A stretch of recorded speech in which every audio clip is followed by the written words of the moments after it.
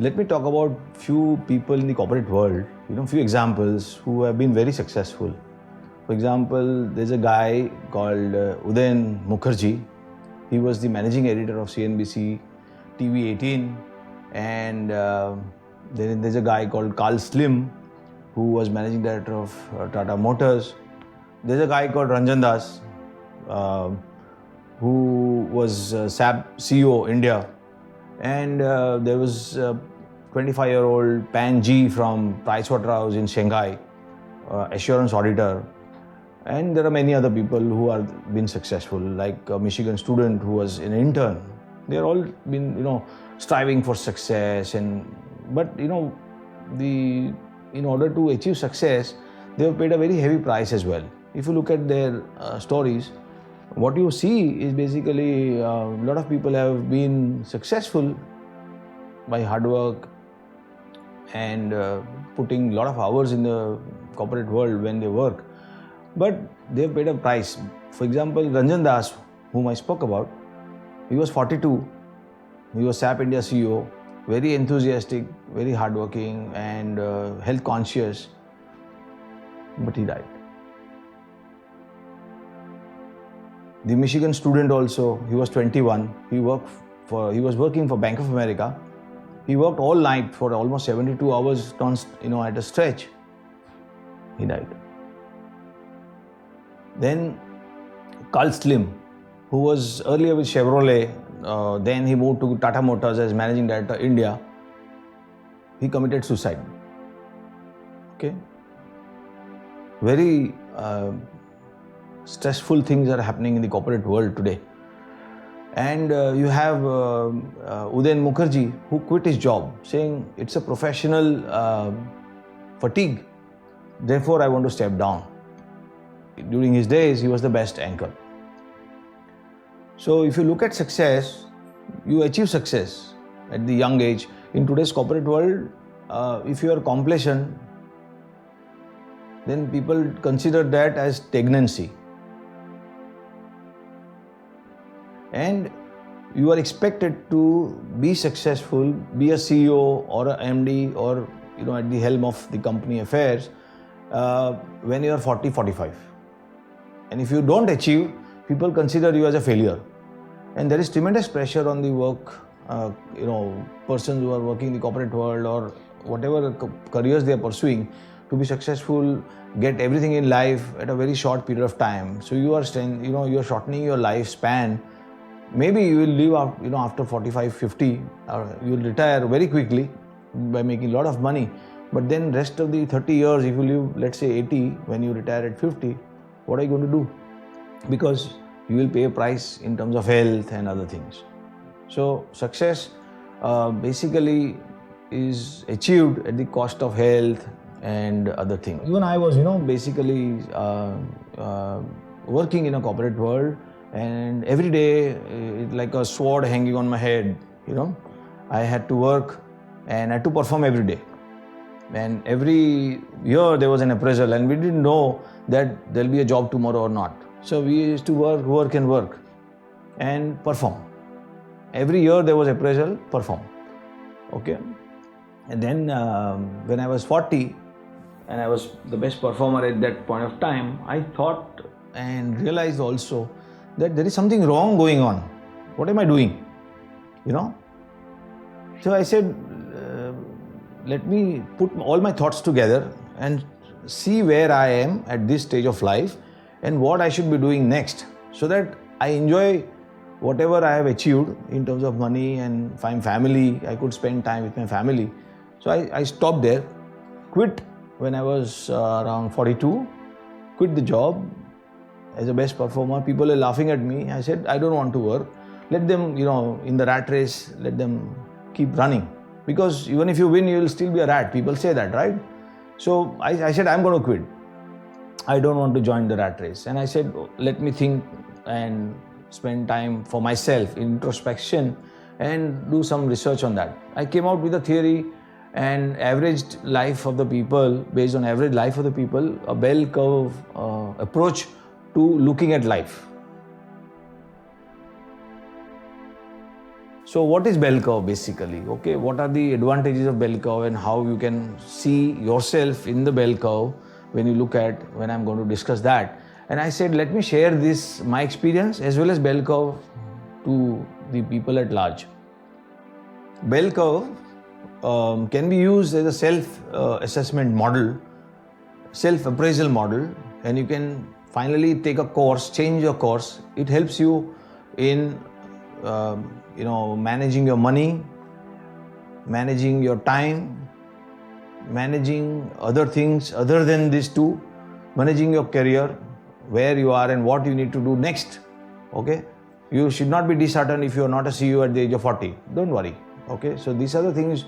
Bell curve will actually take you into that perspective. Now, for an average person, if you generalize the age of a person in the corporate world or any career, is about, let's assume for the moment, it is 60. Okay, you may live another 10 years, 20 years, it can be 80 also.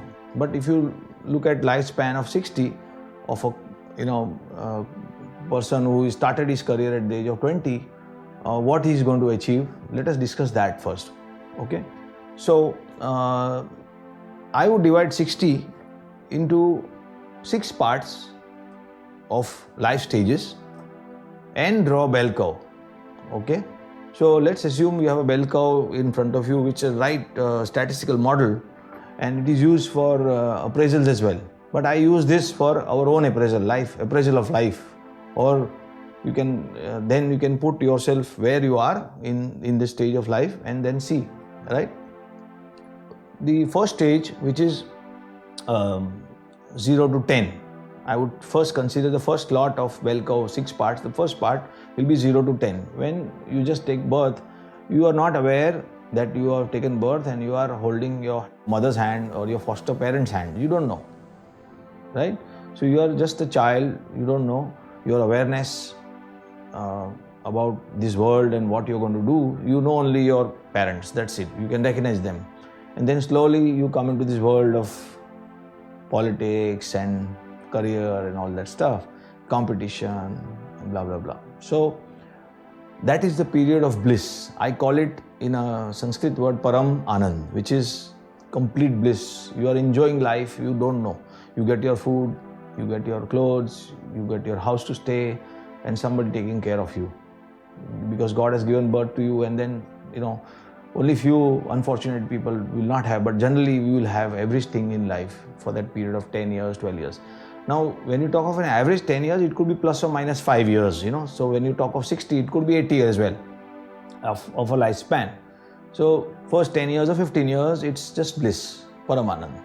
Okay, that's the first period. And at that point of time, you don't know which religion you're going to follow. It could be a Hindu, it could be Sikh, it could be Sai, it could be Muslim. So you don't know. And all this basically period of bliss is pure hard disk which is there. If I talk in computer terminology, it's a pure plain hard disk. Nothing is there except what you have inherited from your parents. Okay.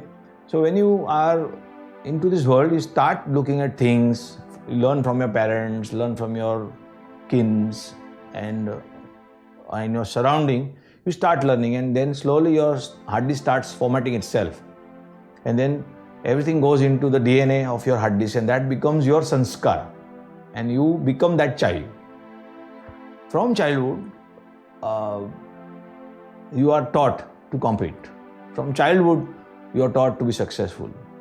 From childhood, you are put into this game of, finding success every moment, from school, college, and you start doing that. So that is a big problem in the current society, contemporary world which we are living in. A lot of people talk about it, but I realize myself also said that let me have fun in life. That is the whole approach and whole philosophy behind this bell curve. That why, life is really beautiful, extremely beautiful. Let's enjoy this. That's what my philosophy is.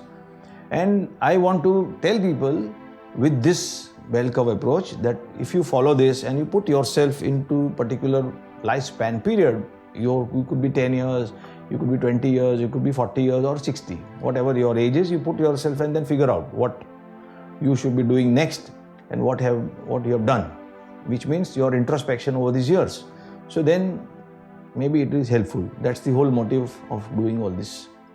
Now, coming back to the period of bliss, 10 years. You have your school friends. I keep talking about nurturing relationships. So all your friends who are there when there is, you are in school and college, that period of 10 to 15 hours or 20 years, they are your best friends. You make them as best friends. And those friends again actually come back to you in the last part of bliss, which is when you retire 60. Okay. For Ranjan Das, the chart was not a bell curve. It was like going up and then zoop down. For Udayan Mukherjee also, it was just going up. He's still there, but then for him, success has stopped there. Okay. And there are many people who are currently dying. In China, 70% of the white collar workforce is under tremendous pressure and stress, and there are more suicides than in the past 15 years. That's what the research has been done. If you look at people dying in the corporate world just because of cardiac arrest, one of the things, but then people are, because of stress, they are having suicide as well and other things. So coming back again to life stages, the first stage we spoke about is about bliss, period of childhood and enjoying life to the fullest. And that's my objective, that by looking at all the parts you sum up, you should enjoy life. So now coming to the second part of life, okay, you are from 10 to 20, you are in the school, okay, and you have at least understood from the age of puberty that you are a boy, you are a girl, and you should be moving out with boys only, not with girls. That's what is taught, by our parents generally. So, okay, you are in the college and you are studying, and there is again a pressure that you have to be a topper in the college and you have to be a topper in this subject, blah, blah, blah, and then there is stress.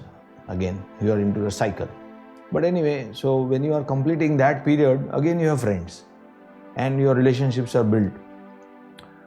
If you look at life, when you are college, pass out from the college and you step into the corporate world, the world of stress, actually I call it the world of stress, is that all your friends, somebody will become a doctor, somebody will become a chartered accountant, somebody will start his own business, etc., and then all part their ways. And again, 20 years hence, you meet them and you have a reunion of your friends, alumni friends, and etc., which happens. But you have to realize that all your old friends, which I have talked about, will come back to you at your age when you are actually physically disabled and you lose your senses and other things, and you actually have retirement. You would like to retire with those friends only rather than having new friends. Most of the people do that. And by looking at this chart, you should realize that if you are 20, you should be very close with friends. Actually, you should make a point that you have these retirement friends. I call it as a retirement friend, that yes, he will be a friend when I retire. Of course, you should have hobbies and other things that we have spoken about, but then we are talking of only this point of nurturing relationships so deep, which after 40 years you will really enjoy.